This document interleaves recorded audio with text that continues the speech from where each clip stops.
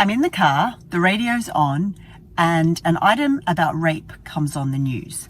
My 7-year-old child asks, "What is rape?" What do I do? And welcome back to another episode of Sitting in a Car. I'm Sarah Sproul, and I sit in a car every week to answer a question to help you raise a confident and caring young person who can respect themselves and the people around them. So if your kid asks you this question, you're probably going to feel your throat close up and your stomach clench and you don't want to go there. And I completely understand that. We all want to keep our kids safe and protected. The reality of it is, though, the world is a broken place, and our children, young people, and the future adults need to have skills to deal with that brokenness and to keep themselves as safe as possible. So here's the deal. We need to set the groundwork before we answer a question like this. Usually we need to have talked a little bit about the names for body parts and the fact that we can be sharing our body parts with other people when we're an adult, right? So this is all about being an adult. We can also talk about the fact that our body is our own and we have the right to decide who gets to touch it and who doesn't get to touch it. Then we go on to say that some people don't understand that that's a rule. Some people don't know that they're only allowed to do things with someone else's body if that person wants them to, right? And that some people don't understand they're allowed to say no to people when they don't want something done to their body.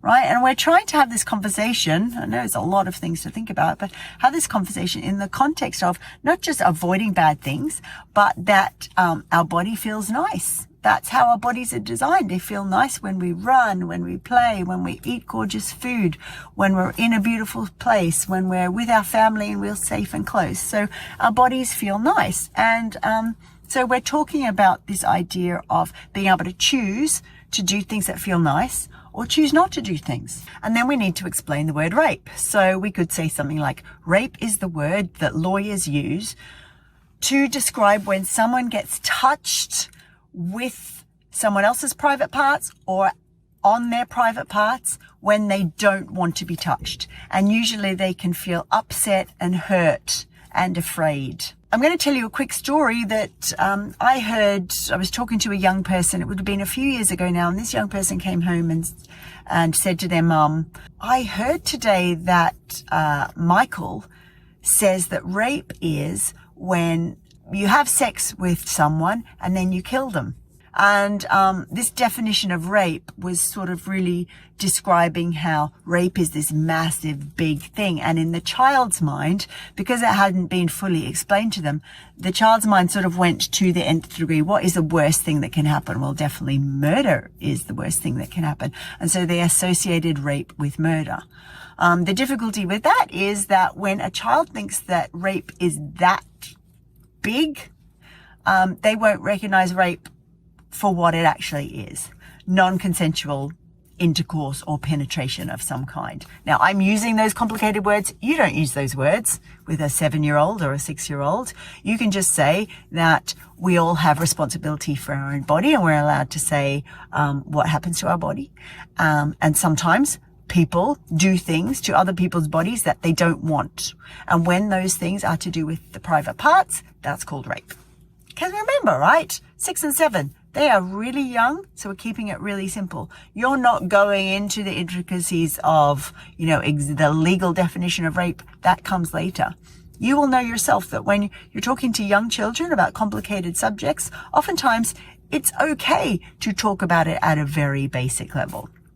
And after you have a conversation like that, then you can say to them, some people find this idea hard to understand, so it might feel a bit confusing to you, and you're welcome to ask me more questions.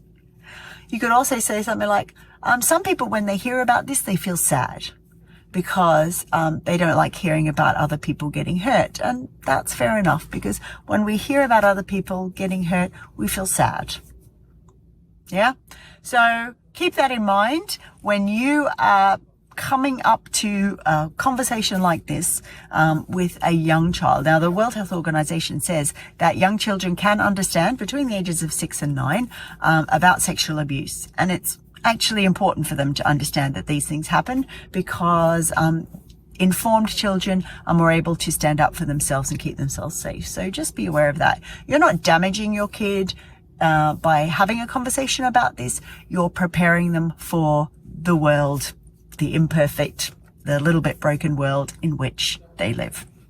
And that's Sitting in a Car for another week, where I've answered a question to help you raise a confident and caring young person who respects themselves and the people around them. Bye for now.